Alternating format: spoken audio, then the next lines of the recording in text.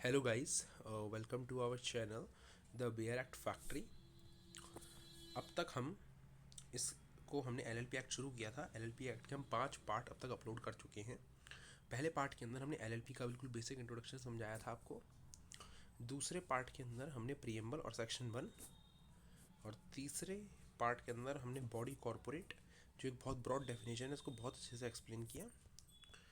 And part 4 के अंदर जो हमारा लास्ट पार्ट था, अभी लास्ट जो हमने अपडेट किया, उसके अंदर हमने पूरे सेक्शन 2 की डेफिनेशन एक एक क्लियर करवा दी और आपको word to word bare act reading भी करवा दी। अब हम नया चैप्टर शुरू करने वाले हैं, जो है nature of limited liability partnership, chapter 2।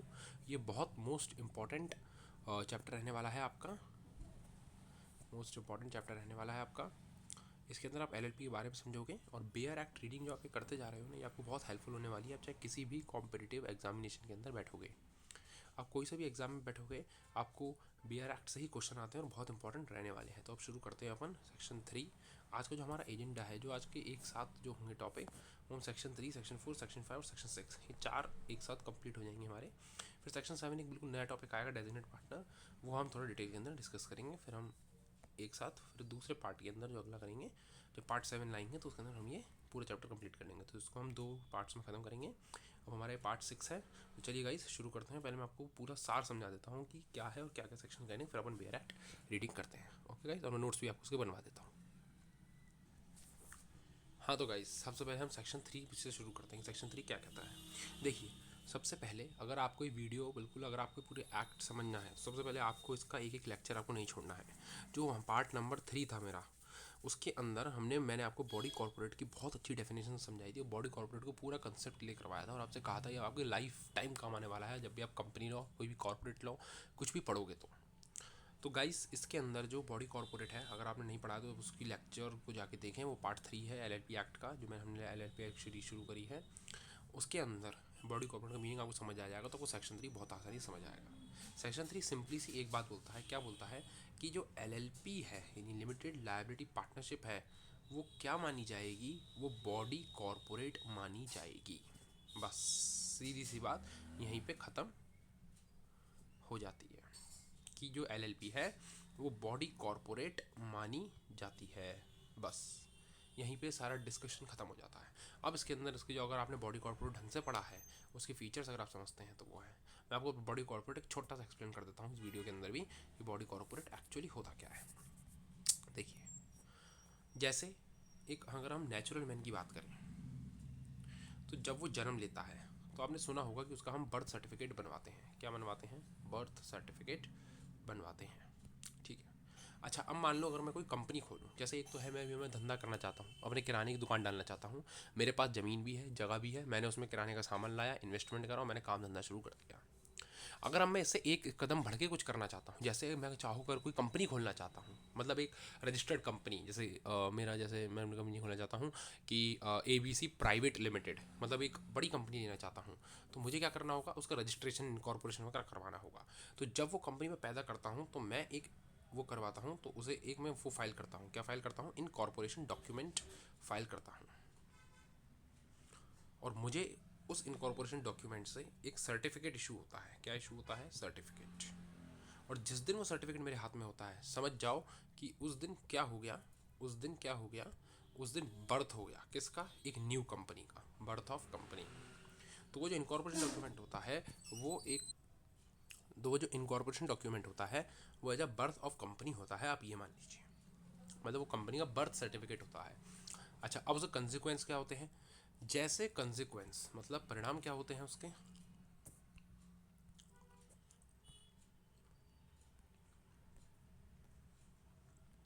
जो नया, जैसे अगर एक आदमी पैदा होता है, जैसे एक मैन पैदा हुआ, तो वो बच्चा क्या होगा?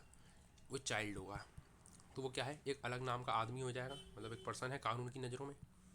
चल सकता है, खेल सकता है, बोल सकता है। अगर जाके वो 18+ होगा, तो वो वोट भी डाल सकता है, प्रॉपर्टी अपने पास खरीद सकता है, बेच सकता है। अगर मान लो कल को वो क्राइम कर देता है, तो उस बच्चे को सज़ा भी हो सकती है, उसे कानून सज़ा भी दे सकता है, उसे जेल में डाल सकता है, फांसी की सज़ा दे सकता है, पनिशमेंट भी दे सकता है। पर इसका मतलब ये थोड़ी है कि उसके जो माँ बाप हैं उन्हें भी सजा मिलेगी। मान लो बच्चे ने अगर कोई क्राइम कर दिया, सपोज करो किसी का मर्डर करे आया, तो ये थोड़ी उसके माँ बाप को भी पकड़ेंगे भैया कि तुम्हारा ही बच्चा है, तुम्हें नहीं पैदा करा है। नहीं, वो एक अलग आदमी की तरह ट्रीट होता है कि हाँ भैया ये एक अलग आदमी है, ये एक अलग आदमी है, जैसे समाज ट्रीट करता है, एक अलग मानता है। उसी हिसाब से कंपनी होती है। कंपनी क्या होती है, एक तरीके से आप ये मान लीजिए, जो कंपनी होती है वो एक तरीके से आर्टिफिशियल मैन होती है। मतलब आर्टिफिशियल मैन होती है,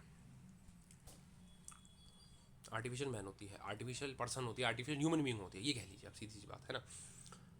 तो वो जो कंपनी होती है वो आर्टिफिशियल मैन होती है। तो वो कंपनी जो है वो अपने नाम से प्रॉपर्टी खरीद भी सकती है, सॉरी गलत हो गया, ओन कर सकती है प्रॉपर्टी। अगर मान लीजिए कंपनी आपका कुछ पैसा वैसा मार के बैठ जाए तो आप उसको सू भी कर सकते हो, मतलब कोर्ट के अंदर जाके उसके खिलाफ केस भी फाइल कर सकते हो। तो ये सब फीचर्स हैं, एक अलग तरीके से उसे माना जाता है। अब सपोज करो जैसे अगर कंपनी है, कंपनी अगर किसी से कर्जा ले लेती है, जैसे उसके मालिक नहीं ले रहे हैं, कंपनी ले रही है कर्जा, कंपनी किसी एक्स नाम के आदमी से कर्जा ले लेती है, तो कंपनी ही उसे चुकाएगी, कंपनी ही उस कर्जे को चुकाएगी। उसके मालिक को हम नहीं पकड़ेंगे कि भैया तुम्हारी कंपनी तो तुम पैसा दो, नहीं, हम कंपनी को पकड़ेंगे। कंपनी के नाम पे जो ज़मीनें हैं हम उन्हें बेच देंगे, कंपनी के नाम पे जो प्रॉपर्टी है हम उन्हें बेच देंगे। अब आप बोलोगे तो फिर यार उसके साथ गलत नहीं हो गया सर, अगर मान लो उसकी प्रॉपर्टी अगर एक्स के डेट्स को सेटिस्फाइड नहीं कर पा रही है, मतलब उसका कर्जा नहीं चुका पा रही है, तो फिर हम कहाँ जाएंगे। तो भैया ये तो एक्स को सोचना चाहिए था कि तू इतना कर्जा दे रहा है जो प्रॉपर्टी से ज़्यादा है, कर्जा प्रॉपर्टी से ज़्यादा है, तो तू कैसे वसूलेगा, तो तुझे सोचना चाहिए था, एक्स को सोचना चाहिए था। तो अगर आप कंपनी को दे रहे हो तो आपको सोचना होगा कि अगर कल को कंपनी ने मुझे पैसा नहीं दिया तो मैं केवल कंपनी ही प्रॉपर्टी क्लेम कर सकता हूँ। अगर मान लो आज मैं कोई काम धंधा लेके बैठा हूँ, अपनी किराने की दुकान लेके बैठा हूँ, मैं किसी आदमी का पैसा दाब के बैठ जाऊँ, तो फिर वो आदमी मुझे पकड़ सकता है। मेरी किराने की दुकान तो छोड़ो, वो तो मेरे से मांगेगा कि मैं मुझे दे, अब तुझे अपनी किराने की दुकान बेच दे, अपना घर बेच के दे, कुछ भी कर, पर तू दे। बट कंपनी के केस के अंदर आप शेयर होल्डर हैं, जो कंपनी का मालिक होता है, आप उसको नहीं पकड़ सकते। अगर कंपनी के नाम पे कर्जा लिया हुआ है तो आप कंपनी को ही पकड़ोगे। तो तभी तो हम लॉ कर रहे हैं, ताकि हमें ये डिफरेंस समझ आए, हमें पता चले कि हमें क्या करना है क्या नहीं करता। तभी तो लोग लॉयर हायर करते हैं। क्यों करते हैं? क्योंकि यही तो काम होता है। वही तो बताएगा कि सर आप कंपनी की प्रॉपर्टी से क्लेम कर सकते हो, आप उससे नहीं क्लेम कर सकते हो। सो ये फीचर जिसके अंदर मिल जाए वो होता है बॉडी कॉर्पोरेट। अब से कुछ फीचर्स क्या है मैंने आपको लिखवाए हैं पुरानी वीडियो में, एक बार रिकॉल कर देता हूँ। पहला क्या है, मैं लिखूंगा नहीं यहाँ पे, आप अपने नोट्स को पलट के देखना जो हम लिखे हैं। पहला क्या है, परपेचुअल सक्सेशन। जैसे कंपनी है, मान लो आज चल रही रिलायंस इंडस्ट्री चल रही, धीरू भाई अंबानी ने शुरू करी थी, आज मुकेश अंबानी जी आ गए, तो क्या रिलायंस में कुछ बदला? आदमी गया तो ये थोड़ी, अब मान लो कोई आदमी अगर अपनी किराने की दुकान लेके बैठा है, अगर वो आदमी खत्म हो जाए तो होता है उसे बच्चे बच्चे संभाल लें, वो कर ले, वो बात अलग है, लेकिन उस पर ही डिपेंडेंट है। लेकिन कंपनी सबकी हो जाती है। मतलब अगर अंबानी बोल देगी भैया मुझे नहीं करना धंधा, मैं तो पूरा परमानेंट छोड़ के जा रहा हूँ, तो भैया रिलायंस में ताले नहीं लगने वाले हैं, रिलायंस चलेगी, क्योंकि उसके अंदर लोगों ने पैसा डाल रखा है, लोगों की है वो। तो यही मान लीजिए बॉडी कॉर्पोरेट एक ऐसी चीज़ है, जैसे मोदी जी हैं, आज छोड़ दें प्रधानमंत्री का बात, बोले मैं अपनी सरकार खत्म कर रहा हूँ, तो थोड़ी कि इंडिया खत्म हो जाएगा, इंडिया तो चलेगा, इंडिया तो चलेगा, क्योंकि इंडिया जो है एक अलग बॉडी है, एक अलग सेपरेट पर्सन है, मोदी से, नरेंद्र मोदी जी से, बीजेपी सरकार से, आरजेडी सरकार से, सबसे एक अलग मॉडल है, एक अलग वो है, देश है इंडिया। तो वो थोड़ी खत्म हो जाएगा सरकार के आने ना जाने से। तो यही बॉडी कॉर्पोरेट होता है। बॉडी कॉर्पोरेट के फीचर्स क्या होते हैं? पहला पहला फीचर्स क्या होता है कि वो सेपरेट होता है। क्या होता है? सेपरेट लीगल एंटिटी, खुद का कानूनी वो होता है। मतलब क्या होता है? खुद का कानूनी अस्तित्व होता है कि भैया वो एक अलग चीज़ है, वो अलग है, वो कभी खत्म नहीं होगा, वो चलता रहेगा। जैसे बच्चा है, बच्चा पैदा हो जाए तो उसके माँ बाप जिए चाहे मरे, पर ये थोड़ी कि बच्चा भी खत्म हो जाएगा, बच्चा तो रहेगा ना। तो उसी हिसाब से मान लीजिए सेपरेट लीगल एंटिटी है, चाहे उसके मालिक रहें चाहे ना रहें।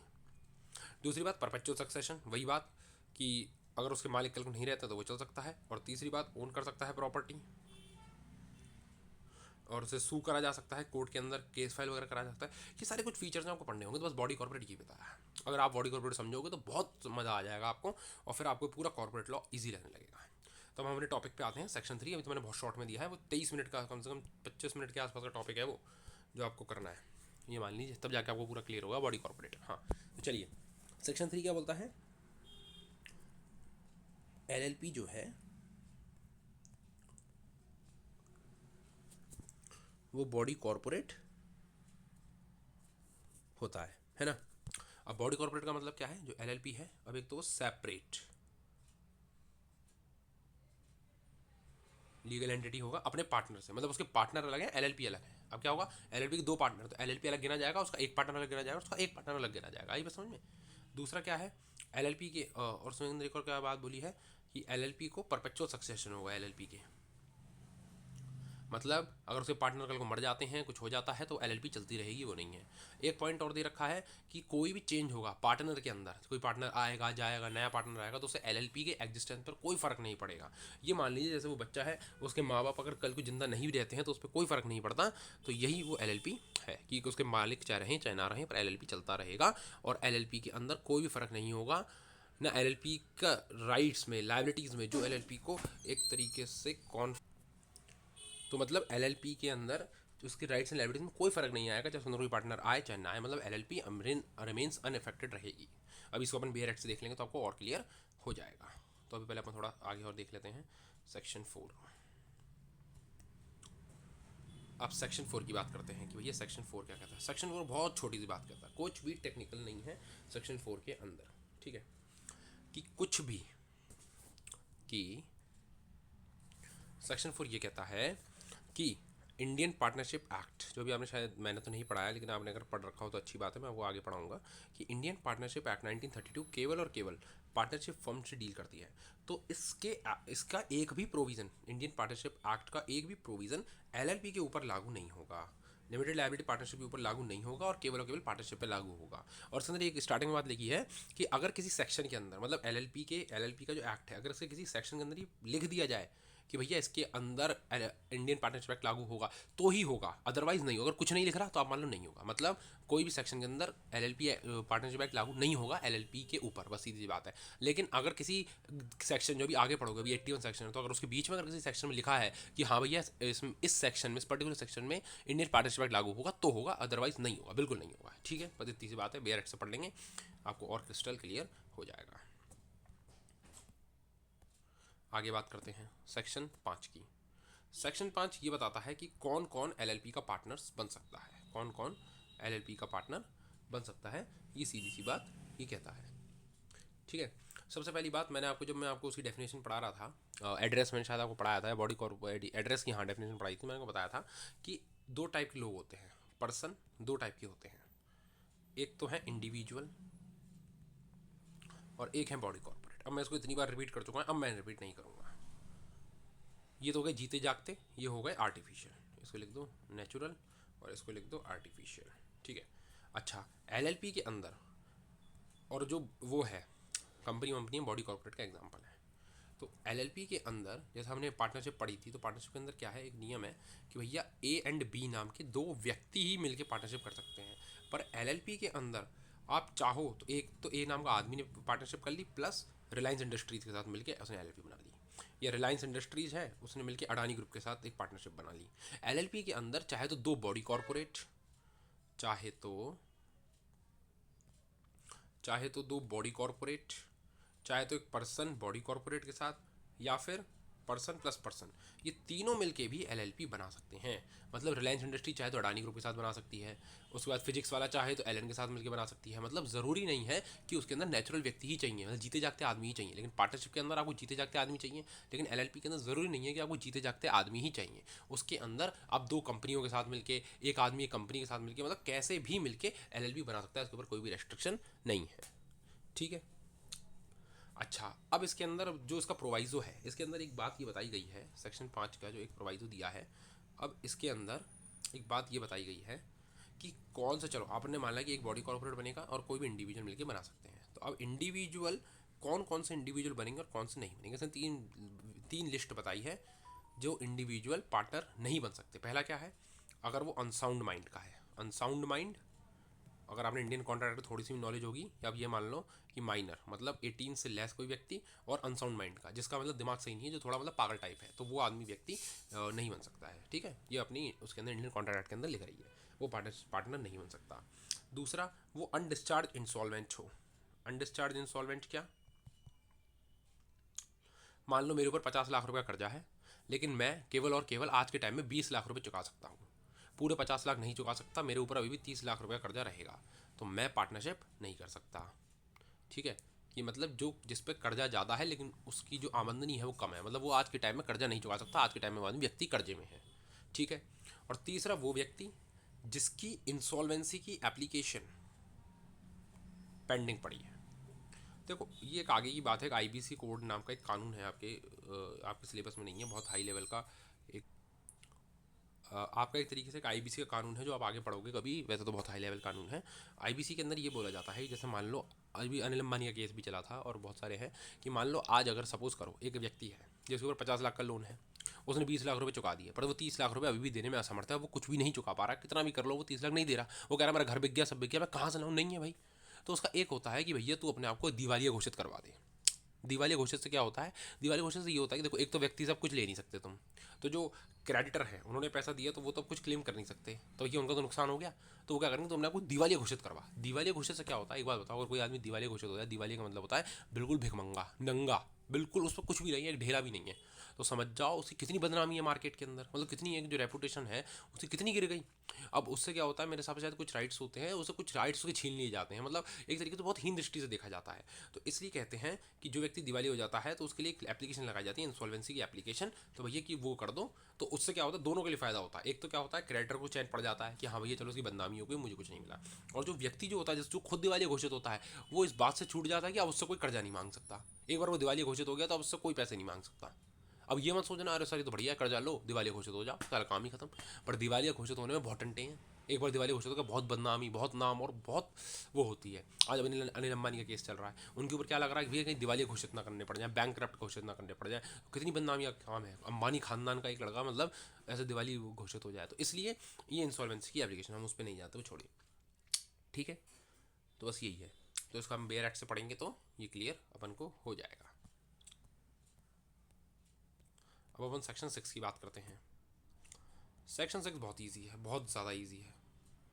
इसके अंदर इसके अंदर दो क्लॉज हैं। सेक्शन 6 क्लॉज 1 ये बताता है कि एलएलपी को खोलने के लिए आपको मिनिमम 2 पार्टनर्स चाहिए। मिनिमम मतलब कम से कम, सीधी सी बात है यार, पार्टनरशिप करोगे तो 2 लोग तो चाहिए ना। अकेला आदमी कर लेगा तो वो तो प्रोप्राइटरशिप कर ही रहा है, वो तो अपनी किराए दुकान डाल के बैठा ही है। 2 व्यक्ति मिनिमम चाहिए और वो पार्टनर कोई भी हो सकते हैं, सेक्शन 5 में अपन पढ़ चुके हैं, ठीक है। दूसरा, और हाँ एक बात है, इसके अंदर मैक्सिमम पे कोई लिमिट नहीं है। इंडियन पार्टनरशिप एक्ट के अंदर ये शायद किसी एक केस लॉ से आया था, वो केस लॉ का नाम मुझे ध्यान नहीं है, कि मैक्स टू मैक्स पार्टनर केवल 50 हो सकते हैं। लेकिन एलएलपी के अंदर ये कोई लिमिट नहीं है। एलएलपी के अंदर पार्टनर इनफिनाइट हो सकते हैं, इनफाइनाइट का साइन होता है, मतलब 1000 करोड़, 1 करोड़, 2 करोड़, कितने भी पार्टनर कर लो एलएलपी के अंदर, कोई दिक्कत वाली बात नहीं है, ठीक है। अच्छा, अब सेक्शन 6 क्लॉज 2 करते हैं। देखो अब इसके अंदर एक क्या बताइए बात, सपोज करो 2 पार्टनर मिलके काम कर रहे हैं, P1 P2, ठीक है। अचानक से क्या हुआ, एक पार्टनर फर्म से लीव कर जाता है, ठीक है। अब P1 के पास कितने टाइम का पीरियड मिलता है P1 को, अब P1 के पास, चलो एक पार्टनर गायब हो गया, अब P1 के पास केवल 6 महीने का समय है। 6 मंथ्स के अंदर अंदर उसे दूसरा पार्टनर लेके आना पड़ेगा। अगर वो नहीं लेके आता है तो 6 महीने तक तो चलो ठीक है, वो सारे काम अकेले कर सकता है, बट 6 महीने के बाद जो काम वो खुद करेगा, जो करेगा तो उसके लिए खुद लायबल होगा। मतलब अगर कोई व्यक्ति 6 महीने से ज़्यादा का धंधा कर रहा है, मतलब जैसे मान लो एक पार्टनर चला गया तो उसके बाद 6 महीने, जैसे मान लो जनवरी में एक पार्टनर छोड़ के चला गया, तो उसे जनवरी से जून का जो महीना मिला ना, तो 6 महीने, तो उसे जून तक में कोई नया पार्टनर ढूंढ के लाना होगा। अगर वो नहीं लाता है तो या तो एलएलपी को भैया बंद कर दे तू, क्योंकि तू अकेला ही काम कर रहा है, या फिर अगर तू एलएलपी चला रहा है तो तुझे 6 महीने के अंदर पार्टनर ढूंढ के लाना पड़ेगा। और अगर तू नहीं ला पाता है तो 6 महीने के बाद, मतलब जुलाई से, अब तू लायबल होगा सारे एक्ट के लिए। मतलब मान लो अगर फर्म ने जुलाई के बाद, जैसे जुलाई में, जून के बाद जुलाई में 10 लाख रुपए का लोन लिया, ठीक है, और मान लो फर्म नहीं दे पा रही 10 लाख का लोन, तो तू अपनी जेब से भरेगा, तू पर्सनल लायबल होगा। अब ये चीज़ क्यों डाली भैया, डराने के लिए, नहीं तो आदमी सोचेगा बढ़िया है पार्टनर गया, मुझे तो एलएलपी खोलनी थी, खुल गई मेरी, अब मैं अपना मस्त चलाता रहता हूँ। तो भैया अब तू पर्सनली लायबल होगा, क्योंकि लोग तो एलएलपी समझ समझ के पैसा दे रहे हैं ना तुझे, तो वो समझ रहे हैं कि भैया एलएलपी है। अब तू उनके संग धोखा कर जाए तो तू खुद पैसा भरेगा। एलएलपी ऐसा नहीं कि भैया एलएलपी तो जितना ले लो तुम, मैं तो नहीं दे पाऊंगा क्योंकि लिमिटेड लाइबिलिटी है मेरी, तो लिमिटेड लाइबिलिटी नहीं, तेरी लाइबिलिटी 100% हो जाएगी। तू परमानेंटली लायबल होगा, एब्सोल्युटली लायबल होगा, चाहे कुछ भी हो। ये फैक्ट होता है। पर वो कब होगा, 6 महीने के बाद करे वाले कर्तव्यों के लिए, कृत्यों के लिए। अब अपन एक बार का बेयर एक्ट देख लेते हैं, आपको पूरा क्लियर हो जाएगा, एकदम बढ़िया, एकदम दिमाग में फिट हो जाएगी बातें, ठीक है। और आपको नोट्स भी बनवा दूंगा बेयर एक्ट पढ़वा पढ़वा के, ओके। बस आपको ये बात समझ आ गई ना, ठीक है। हाँ तो गाइज अब अपन बेयर एक्ट से शुरू करते हैं। मैंने आपको इसका वैसे जनरल अंडरस्टैंडिंग तो दे दी है। अब देखिए अब क्या लिखा है, section 3, limited liability partnership to be body corporate. मैंने यही बात तो बोली थी कि एलएलपी को क्या माना जाएगा, बॉडी कॉर्पोरेट माना जाएगा, ठीक है। सेक्शन 3 बस ये कहता है, क्या कहता है देखो, लिमिटेड लायबिलिटी, देखो सेक्शन 3 क्लॉज 1, ये आपको मैं याद रखना है, 3 क्लॉज 1। देखो सेक्शन 3 के 3 पार्ट हैं, 3 क्लॉज 1, क्लॉज 2, क्लॉज 3। अब तीनों अलग अलग बात कह रहे हैं। देखो क्या कह रहे हैं, सब बॉडी कॉर्पोरेट से रिलेटेड है।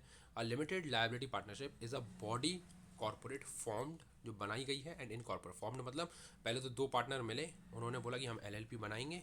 उसके बाद फिर वो LLP को ले गए रजिस्ट्रार के पास, जो हमने पढ़ा था, रजिस्ट्रार ऑफ कंपनीज होता है वैसे, जो कंपनीज का भी रजिस्ट्रेशन करता है। उसके बाद गए उन्होंने LLP को इनकॉर्पोरेट रजिस्ट्रेशन करवा लिया, और एक बर्थ सर्टिफिकेट, मैंने बताया जैसे इंसान होता है तो एक बर्थ सर्टिफिकेट, जैसे इंसान होते हैं ना, जैसे बर्थ सर्टिफिकेट, तो उसी टाइप से उसे बोलते हैं इनकॉर्पोरेशन सर्टिफिकेट। इनकॉर्पोरेशन सर्टिफिकेट ले लिया तो वो क्या बन जाती है, LLP बन जाती है। ठीक है। एंड और is a legal entity separate, मतलब लीगल एंटिटी मतलब कानून की नज़रों में एक अलग अभिव्यक्ति, एक अलग बॉडी आ गई है जो सेपरेट है, अलग है अपने पार्टनर से, मतलब उसके पार्टनर्स, जैसे पार्टनर दो हैं तो P1 P2 अलग हैं, और LLP उनकी जो बनाई गई है वो अलग अलग है। ठीक है। तो अब क्या है, अच्छा उसके नीचे क्या है देखो, पढ़ो। सेक्शन 3 क्लॉज 2 क्या कहता है, limited liability partnership shall have perpetual succession. Perpetual succession means कि अगर कल को पार्टनर खत्म होगा तो LLP चलती रहेगी, वो नहीं रुकेगी। सेक्शन 3 क्लॉज 3 क्या कहता है, any change in the partners of LLP, मतलब उसके पार्टनर में कोई भी चेंज होगा LLP के अंदर, तो ना LLP शैल मतलब देखो एक बात हमेशा याद रखो BR एक्ट पढ़ते वक्त, कि जहाँ पर शैल यूज़ होगा वहाँ पे 100% वो चीज़ होगी। मतलब अगर उसके अंदर लिखा है the person shall be punished, मतलब पर्सन व्यक्ति को सजा होगी ही होगी, मतलब 100% होगी, 100%। तो क्या है, अगर होगा तो जो LLP होगी उसके ऊपर कोई इफेक्ट नहीं पड़ेगा, ना उसके एग्जिस्टेंस पर, ना उसके राइट्स पर, लाइबिलिटीज़ पर LLP की। मैंने आपको बताया था कि एक LLP नाम का अग्रीमेंट बनाते हो, LLP अग्रीमेंट, जिसके अंदर पार्टनर्स की LLP की, पार्टनर्स की LLP के प्रति, और LLP की पार्टनर्स के प्रति सबकी राइट एंड ड्यूटीज़ लिखी जाती हैं। तो वही बात है, तो राइट्स, ड्यूटीज़ और एग्जिस्टेंस मतलब अस्तित्व पर LLP बन गई। जैसे बच्चा होता है, बच्चे के पैदा होने के बाद उस पर कोई फर्क नहीं पड़ेगा, अगर उसके मम्मी पापा के साथ कुछ भी मतलब होता है तो वो अपना कंठस्थ मतलब जिंदा रहेगा, मतलब ऐसा होगा। तो अब क्या है, अब उसका आप लिख लो एक बार, इसके नोट्स लिख लो, मैं आपको लिखवा देता हूँ कि we have already studied that we have already studied that the meaning of body corporate, and according to section 3 of LLP Act, the limited liability partnership is the body corporate, and consequently it has all the features that the body corporate has. अच्छा, अब उसके अंदर आप थोड़ा dot लगा के लिख देना कि रेफर आवर नोट्स। अगर आपने नोट्स बनाए हैं मेरी सीरीज के साथ साथ तो आपने लिख रखा होगा पहले ही बॉडी कॉर्पोरेट के कैरेक्टरिस्टिक्स वगैरह हर चीज़। ठीक है, तो उसमें आप देख लेना, है ना। तो अब क्या है, ये हो गया आपका बॉडी कॉर्पोरेट। अब उसके अंदर नीचे एक एरो बना के लिखो कि LLP हैज़ इट्स, अगर आपको कोई बात छह जाती है तो आप उसको फिर रिमाइंड कर करके देख लेना पीछे। ठीक है, तो LLP has its own legal existence and it remains separate from its partner. अब सेक्शन 3 क्लॉज 2 बताओ, ऐसे लिख लेना, शैल ऑफ परपेचुअल सक्सेशन, बिल्कुल सेम लाइन लिख देना। अब इसका परपेचुअल सक्सेशन का मीनिंग क्या आपको बताऊं, वैसे लिखवाया था मैंने, लिख दो कि the perpetual succession means the existence of the LLP remains unaffected remains unaffected whether ये वाला वेदर आ रही है, whether its partners are died मतलब नहीं रहे, died और lived मतलब LLP का एग्जिस्टेंस चलता रहेगा, कोई दिक्कत नहीं है। और मतलब पार्टनर आते रहेंगे जाते रहेंगे, परपेचुअल सक्सेशन मतलब एक तरीके से हो गया कि पार्टनर चलेगा तो दूसरा पार्टनर आ जाएगा। हाँ, एंड लिखो आगे, फिर उसमें लिखो आगे, and that partner will be replaced with a new partner without affecting the existence of LLP। ठीक है, नीचे बात क्या है, वही सीधी घिसी पिटी बात है यार, नॉट अफेक्ट। अब इसको देख लो, मतलब कोई भी बदलाव LLP के अंदर अफेक्ट नहीं करेगा, जो भी उसका अगर पार्टनर में कुछ भी चेंज होता है, जो ऊपर अपने बात लिखी, अगर उसे पार्टनर में कुछ चला जाता है, छोड़ जाता है, कुछ भी हो जाता है, तो LLP के अंदर कोई भी अफेक्ट नहीं पड़ेगा, ना उसकी एग्जिस्टेंस पर, ना राइट्स पर, ना लाइबिलिटीज़ पर। सेक्शन 4, इसे बस सीधी सी बात लिख लो, पढ़ने की क्या, देखो सिवेस अदर मैंने आपको बताया था, save as otherwise provided the provisions of the IPA shall not, shall मतलब 100% नहीं होंगे तो नहीं होंगे एलएलपी के ऊपर, लिमिटेड लायबिलिटी पार्टनरशिप के ऊपर नहीं होंगे। अगर किसी सेक्शन के अंदर सिवेस अदरवाइज प्रोवाइडेड मतलब अगर कहीं लिख रहा है तो बात अलग है, मतलब अगर किसी सेक्शन के अंदर पर्टिकुलरली मेंशनड है कि भैया इसके अंदर सेक्शन मतलब इंडियन पार्टनरशिप एक्ट लगेगा तो वहाँ पर लागू होगा, अदरवाइज नहीं होगा, ठीक है। अब इसके अंदर आप एक पॉइंट डाल के लिखो सेक्शन 4 के अंदर नोट्स में, the provisions of Indian partnership act 1932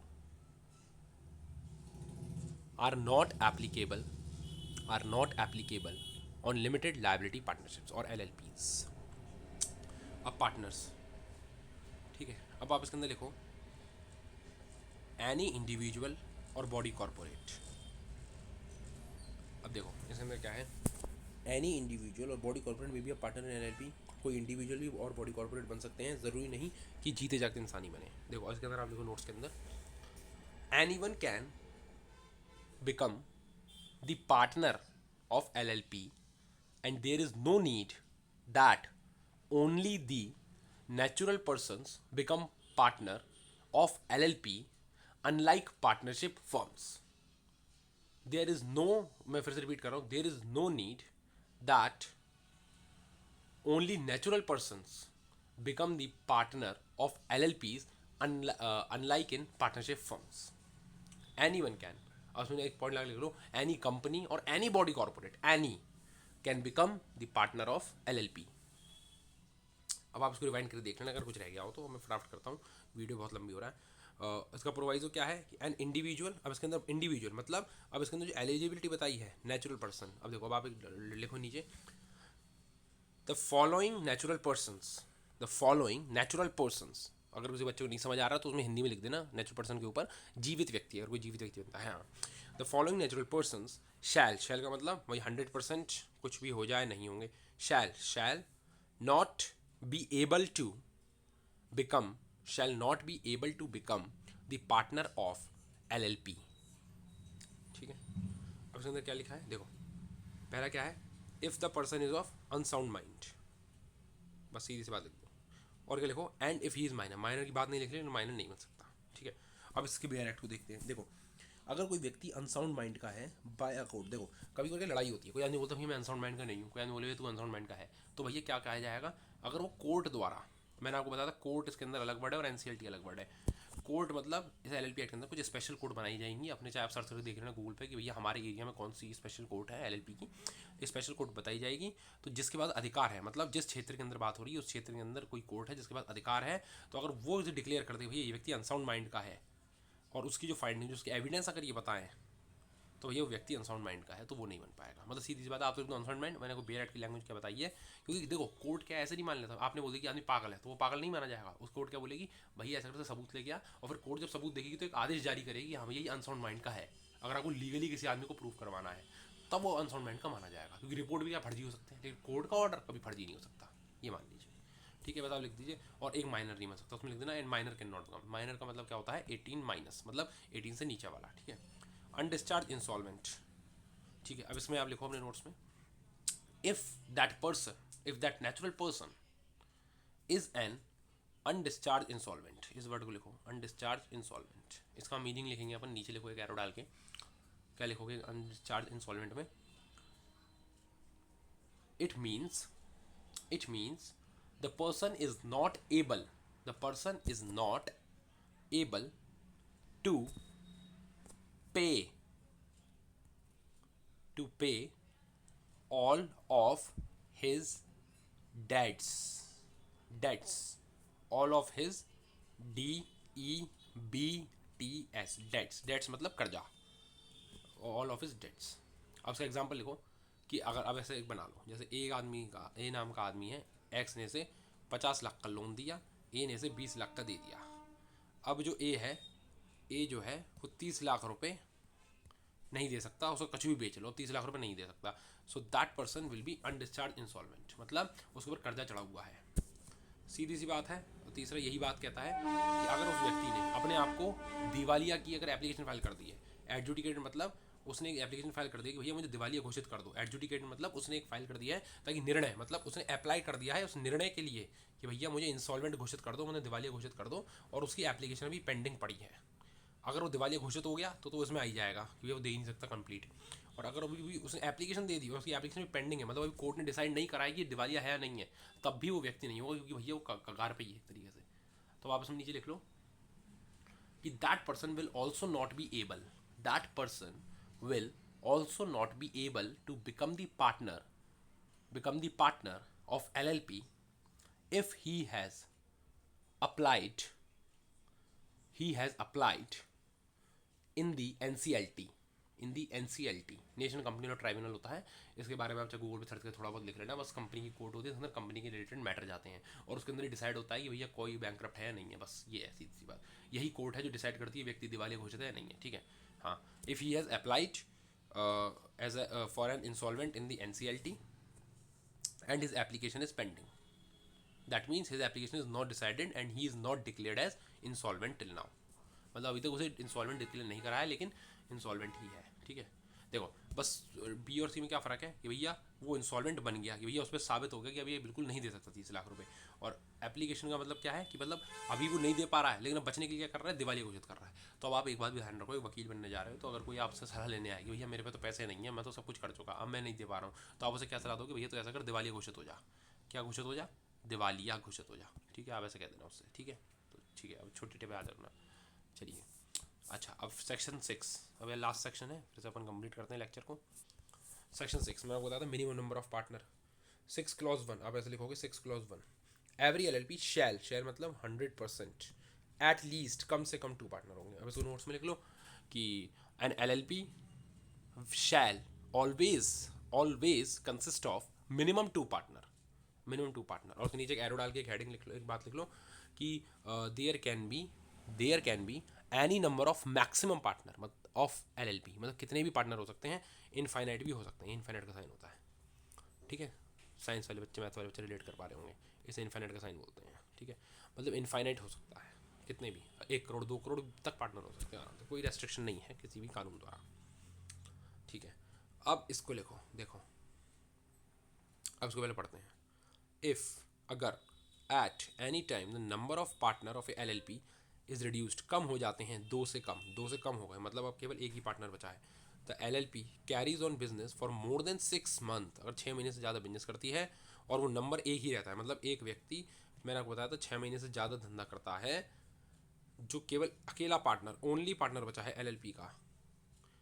ठीक है, during the time that is so carries on business after का बड़े बड़े 6 महीने तक तो वो लाइबल नहीं होगा, 6 महीने तक तो ठीक है, 6 महीने के बाद लाइबल होगा। और तो ये बात पता है, एक होती है ना कि पार्टनर को छुपा ली जाती है बात, जैसे मान लो कोई बाहर रह रहा है तो भी, अगर उसे बात पता है कि वो केवल अकेला ही, मतलब अकेला ही विद हिम अलोन, अपने साथ ही केवल अकेला बिजनेस कर रहा है, पर्सनली लाइबल होगा। लाइबल पर्सनली मतलब 100%। अगर कुछ भी होगा, 10 लाख भी फर्म नहीं दे पा रही है, जो उसने 6 महीने खत्म होने के बाद, 6 महीने से पहले नहीं, 6 महीने तो उसे ग्रेस पीरियड है कि भैया तो 6 महीने में दूसरा पार्टनर लिया, 6 महीने में अगर कोई लाइबिलिटी आएगी तो LLP इनकर करेगा, LLP पे करेगा उसका। लेकिन अगर 6 महीने के बाद भी नहीं आ रही है तो तू खुद लाइबल होगा, खुद लाइबल होगा, खुद। ठीक है, has the knowledge of fact that it is carrying on with him alone shall be liable personally for obligation of LLP incurred during that period। that period कौन सा, after 6 month, not in 6 month. बहुत confuse होते हैं बच्चे इसमें, after 6 month, after word आप पकड़ के बैठ जाओ, बस आफ्टर मतलब किसी भी समय। बस सीधी सी बात ये है, मैं आपको हिंदी में और समझाता हूँ। अगर कोई फर्म काम कर रही है 2 पार्टनर से मिलके, सपोज करो चलते चलते एक पार्टनर फर्म को छोड़ के चला जाए, तो एक पार्टनर के पास 6 महीने तक का समय होता है कि जिस डेट को पार्टनर छोड़ के गया है दूसरा, उस डेट से लेके अगले 6 महीने तक उसे कोई दूसरा पार्टनर अरेंज करके लाना होता है अपनी LLP में। और अगर वो ऐसा नहीं कर पाता है तो 6 महीने एक्सपायर होने के बाद, मतलब 6 महीने पूरे होने के बाद, वो जितने भी पीरियड के लिए, मतलब जैसे मान लो आज 1 जून को उसके 6 महीने पूरे हो गए, तो अब 1 जून के बाद मतलब 2 जून से, 2 जून से करने वाला हर एक कृत्य के लिए वो खुद लायबल होगा। मतलब 2 जून के बाद मान लो फर्म ने एक तरीके से 10 लाख का लोन लिया, तो फर्म का लोन जो 10 लाख का है, अब वो अगर मान लो फर्म किसी तरह नहीं चुका पाती है तो वो व्यक्ति खुद चुकाएगा, पर्सनली लायबल होगा। He will be liable personally, मतलब खुद लायबल होगा, क्योंकि अब वो LLP ना रह के अब एक खुद की, उसकी एक खुद का धंधा बन गया, एक किराने की दुकान बन गई, ये मान लो आप।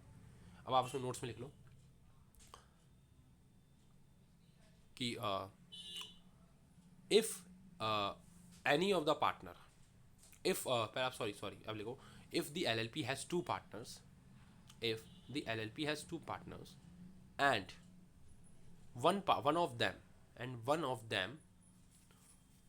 left the firm due to any reason, then the remaining partner, जो बचा है ना पार्टनर वो, then the remained partner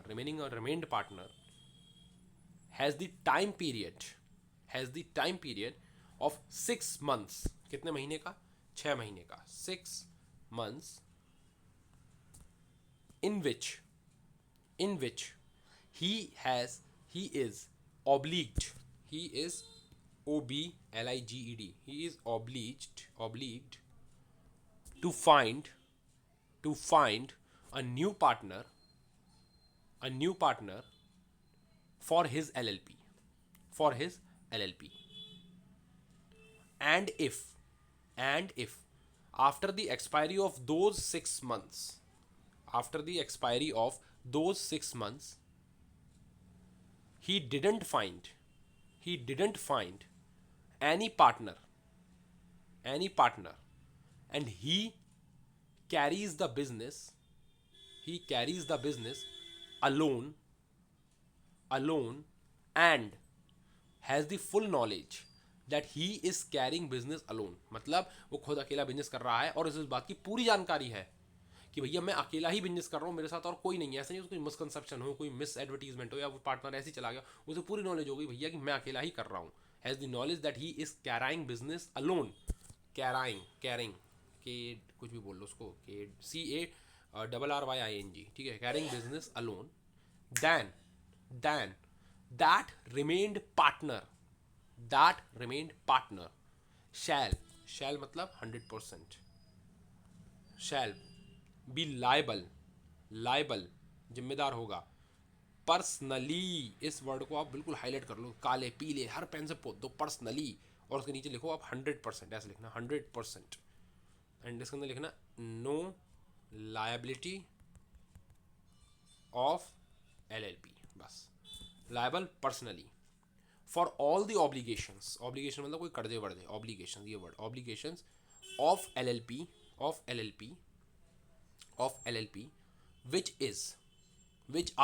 which are obligations of LLP which are incurred मतलब प्राप्त करना, मतलब LLP द्वारा उठाए जाते हैं. which are incurred by the LLP after those 6 months.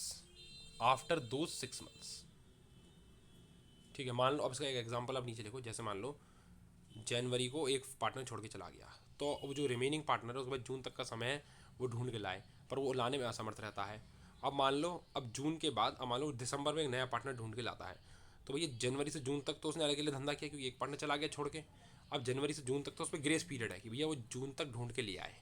अब वो जून तक भी ढूंढ के नहीं ला पाया, तो अब जून के बाद जुलाई, अगस्त, सितंबर, अक्टूबर, नवंबर, 1 2 3 4 5 महीने, और दिसंबर में तो नया पार्टनर आ गया. तो जो 5 महीने में जो भी LLP ने जो लाइबिलिटीज़ ली होंगी, जैसे मान लो 5 महीने में उसने 10 लाख का कर्जा ले लिया, 5 लाख का ये ले लिया, गोल्ड लोन ले लिया, जो भी ले लिया, सपोज जो 20 लाख का उसने कुछ भी लाइबिलिटी इनकर करी, तो भैया अब उसको वो व्यक्ति खुद पर्सनली लायबल होगा, पर्सनली ही पे करेगा. जो व्यक्ति जो पार्टनर रह गया था ना उस महीने में, वही पे करेगा. लेकिन एक बात ध्यान रखना, जो जिस दिन पार्टनर छोड़ गया, जनवरी में छोड़ गया, तो जनवरी से जून तक की जो भी लायबिलिटी होगी उसमें LLP लायबल होगी भैया, क्योंकि उस बंदे को भी तो टाइम दो ताकि वो दूसरा पार्टनर ले पाए. ये थोड़ी कि आज पार्टनर छोड़ गया तो कल से मैं पर्सनली लायबल हो गया, ऐसा थोड़ी होता है.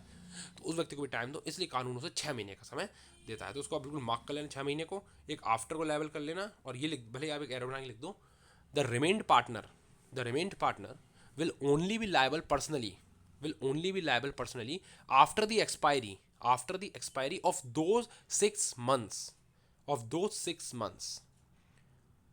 and he will not be liable for any obligation which is incurred मतलब प्राप्त कर, LLP ने ले ली, अपने ऊपर लिया है, which is incurred by LLP by LLP during दो 6 मंथ्स, मतलब जो 6 महीने जो कानून ने उसे समय दिया है उसके अंदर वो लायबल नहीं होगा, 6 महीने के बाद ही लायबल होगा। ये आपका सेक्शन 6+2 था। अब इसके नोट्स आपने लिख लिए होंगे।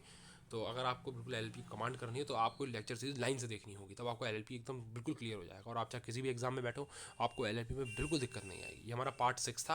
अब हम पार्ट 7 जल्दी लाएंगे, उसके अंदर फिर हम डेजिग्नेटेड पार्टनर का कॉन्सेप्ट लॉन्च करेंगे। तो आज के लिए बस इतना ही, और आई होप कि आप सब अच्छे होंगे। तो चलिए फिर, thank you for watching, okay bye.